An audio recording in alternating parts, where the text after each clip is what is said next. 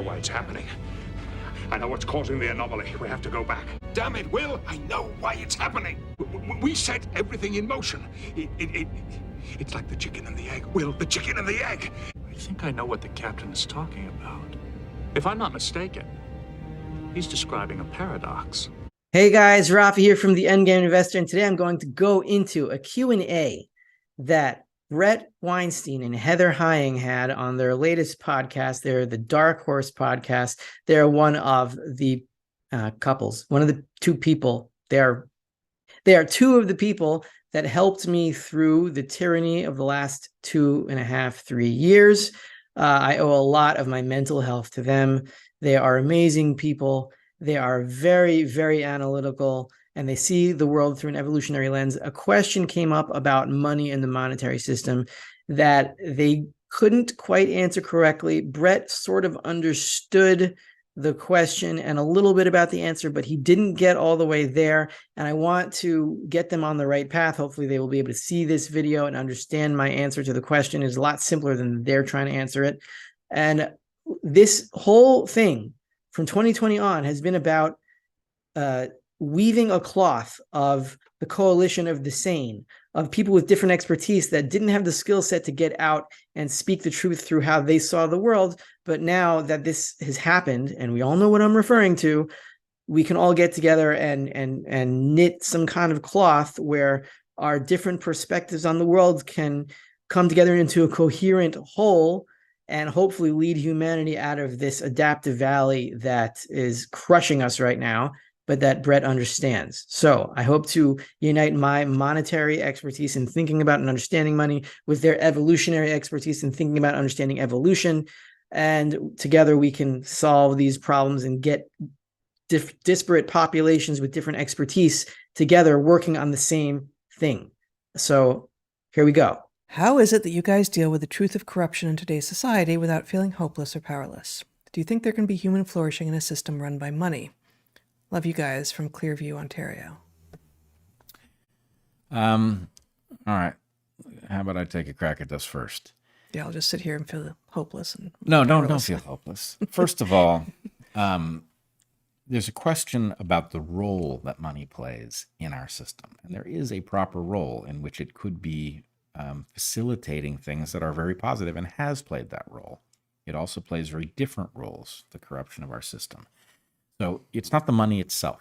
The definition of money is nothing but the most liquid commodity in a given economic system. If we're talking about a global economy, that would be gold because of its physical properties. It is immutable, it doesn't change, it is divisible, it has a low melting point so you can make it into coins, it doesn't oxidize, etc., etc.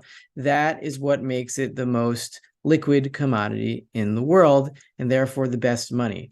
What Bret doesn't really understand is that all of the monetary media, meaning the dollars and the debt and the credit cards and whatever that we use, are merely based on money. They are substitutes for money or derivatives of money. They are not money itself. If I exchanged the word money for most liquid commodity, and the question is, do you see any way of justice or whatever the word was in a system run by the most liquid commodity? Well, whatever else are you going to use for money besides the most liquid commodity? If the most liquid commodity no longer exists, then people would simply use for money the next most liquid commodity that exists in that economic system. If I were to replace the question from an evolutionary standpoint, do you see any chance of justice in a system run by oxygen? Well, we all need oxygen. So we can imagine that the system is unjust now and there's oxygen. So but how could you have any system without oxygen? And that doesn't make sense. Now, the problem with Bret's answer is that he's looking for a way to section off some kind of process to determine what is good for general human welfare and try to section that off from an economic system. But you can't do that because everything is going to be run by money in terms of a division of labor. And that is because everybody is mortal. Everybody has a finite amount of time.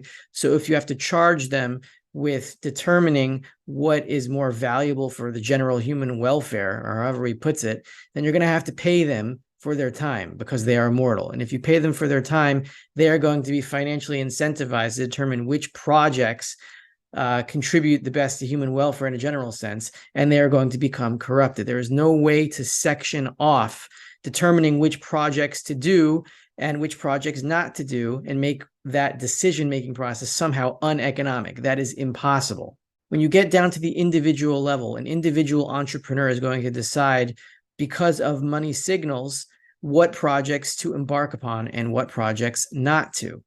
Now, the way I can describe honest money, which is gold, and honest substitutes for gold that are not inflated over the gold supply, it could also be silver or whatever the most liquid commodity happens to be. We know from economic history that this happens to be gold in a global system. You can differentiate the current monetary system from an honest money system from an evolutionary standpoint by analyzing the difference between natural selection and artificial selection. Right? Dogs, current domesticated dogs, and their different breeds are not naturally selected. If you were to release certain breeds of dogs in the wild, they probably wouldn't survive because their genes, the flappy ears and these little toy poodle things or whatever their interesting characteristics are to humans, they are not naturally selected for. So there's something in the system that is driving the evolutionary chain to something else that would not be selected for naturally in the environment, right? Natural selection would choose for ferocious wolves with incredible survival skills, et cetera, It wouldn't be choosing for little toy poodles that can get eaten by snakes or whatever.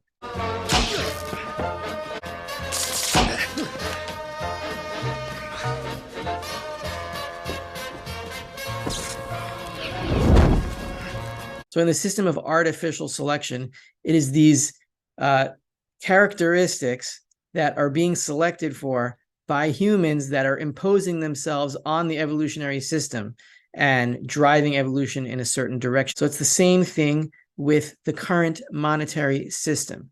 Now, Bret, what you have to understand is that all prices of every good, all the time, the only way they can make any sense and drive a division of labor that can divide value and resources across the globe is if those prices are based on the price array of the day before. The only way that you know how much work you have to do in a given day and how much you have to save and whatever it is that you got to do that day is because you are basing your knowledge on the prices of the day before. It is a continuum, and this goes all the way back in time, all the way back to when the dollar was nothing but a receipt for a certain amount of gold.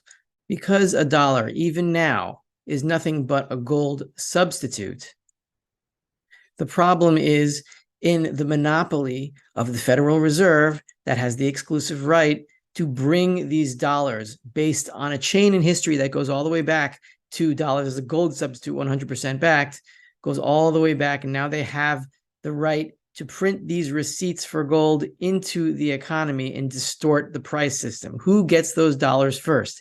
It is the federal government, because what does the Federal Reserve buy with its newly issued dollars? They buy government debt. Now, the first people that spend this new gold substitute into circulation, they are able to siphon off resources from the environment before anyone else does. And by doing so, they put more money into circulation and they take out more resources. That is government spending.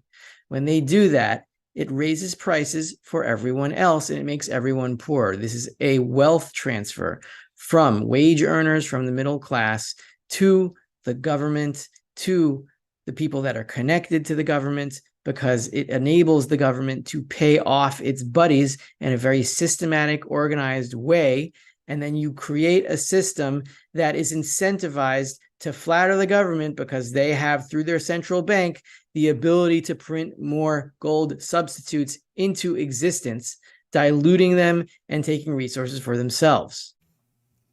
What you need is a system that allocates profit on the basis of contribution, net contribution to human flourishing and well-being. It's not what we have. We have a system that does that sometimes. You can invent something and you can get paid for it, or you can deliver some kind of value and get paid for it. We're delivering some kind of value and getting paid for it. But the question is, what is the net impact, right? The average thing that flows through your screen. Is it contributing to human flourishing? Is it degrading human flourishing, right? The average story is way below what it might be. Forming some kind of committee that will decide what projects are contributing to human flourishing and which ones aren't will necessarily be corrupted. This is an impossible thing, and it is exactly what the Bolsheviks and the communists decided to try to do with the Soviet system. At the beginning, they were probably honest and they wanted to do the best that they could, and they were really trying to be equitable, maybe at the very beginning, but there is no way to decide which projects to embark on or to order people to embark on without immediately being corrupted and being paid off. This is the path to communist totalitarian dictatorship. And I know that you don't intend it that way, but that's what it does.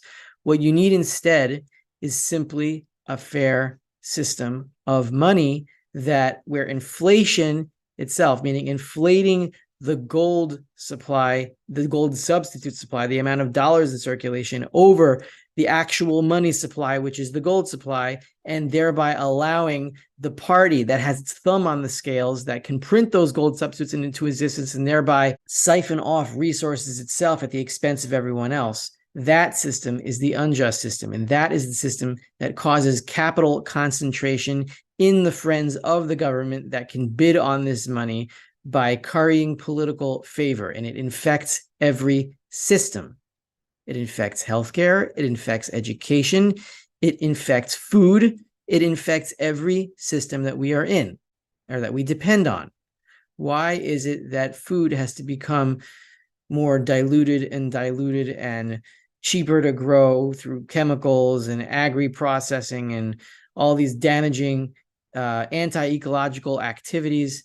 It's because the money itself is being debased and inflated, and it requires companies get cheaper and cheaper processes to create their food, and it makes the food more and more unhealthy. It enables the government to provide all these student loans to people, and all these universities want access to these student loans, so they open up all these programs to get all these people that shouldn't be going to college to come to college or to go to university, and they're learning gender studies, why men aren't men and there are no women, or why women can be men, or whatever it is that they're learning.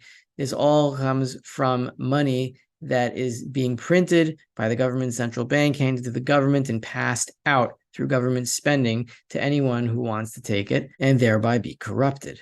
The more the money supply is inflated over the actual gold supply, the worse the situation gets. The more concentrated the capital structure of the economy becomes. So you have these massive, massive parties that are producing almost all the goods and services in the country. And from there, they are subject to more and more government control, which can then extract more resources from them and pollute the rest of society, whether it be big pharma or big agriculture or the military industrial complex, whatever is connected to the government money machine. Anyway, how this works is when the Fed prints money and buys government debt, that lowers interest rates because government debt is a benchmark for all other debt, and that money filters down throughout the economic system.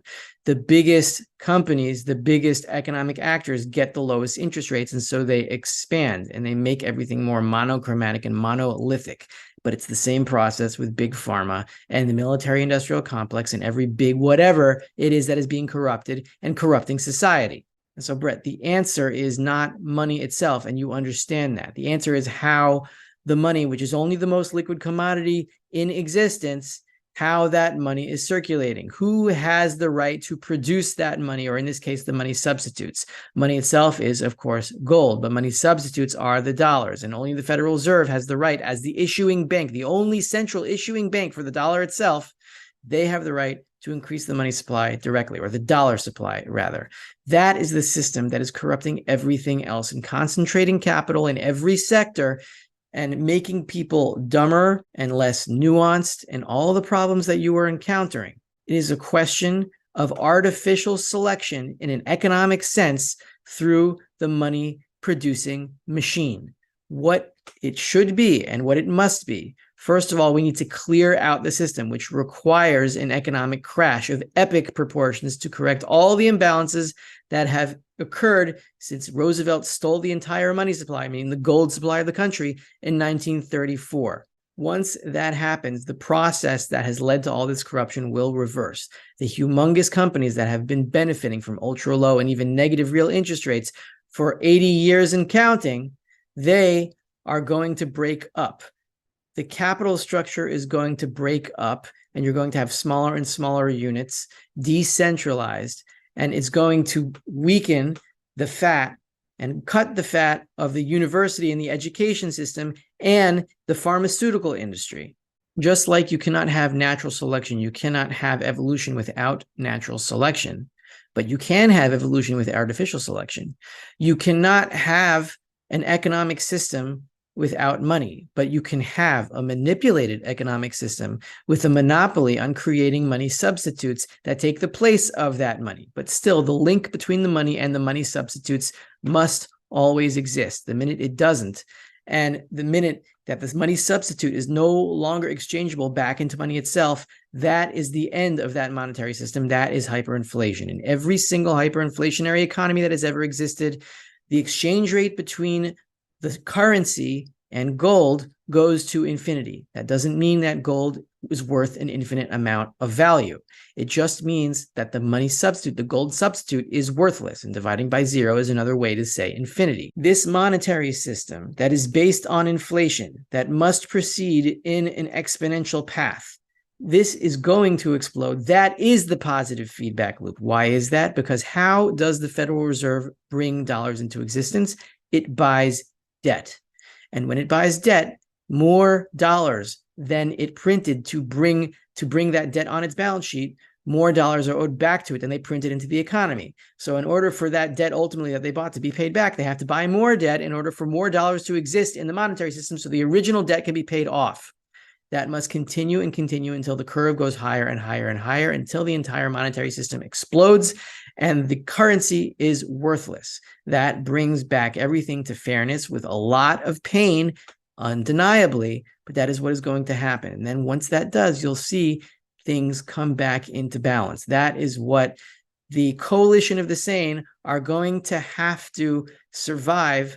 And in order to survive it, they must accumulate real money now, gold and silver, in the best, most rational way that you can do that. Because when that happens and the currency really does collapse, and we have to return to money itself in order to establish a system of prices with any economic meaning, that is going to be a massive wealth transfer from the people with dollar-based paper assets to the people with real money. And we want people like us to be the owners of that real money so that we have all of, or most of, the economic power to redistribute reality back into a system that has been corrupted.